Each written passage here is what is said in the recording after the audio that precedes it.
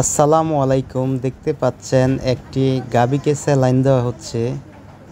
গাভীটি দুর্বল, শোয়া থেকে উঠতে পারছে না। খামারি আমাকে ফোন দেয়।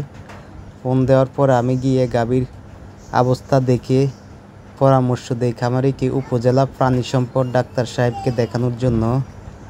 তারপরে উপজেলা প্রাণী সম্পদ ডাক্তার সাহেবকে নিয়ে গরুটাকে চিকিৎসা প্রদান করি। তো দেখতে পাচ্ছেন স্যালাইন চলতেছে। তো আপনাদের গবাদি পশুর যে কোনো সমস্যায় উপজেলা পশু হসপিটালের ডাক্তার সাহেবদের সাথে যোগাযোগ করবেন, এতে করে আপনার গবাদি পশুর সুচিকিৎসা পাবেন। তো দেখতে পাচ্ছেন স্যারের পরামর্শক্রমে চিকিৎসা চলছে। তো সবাই দোয়া করবেন যাতে গরুটি দ্রুত সুস্থ হয়ে ওঠে।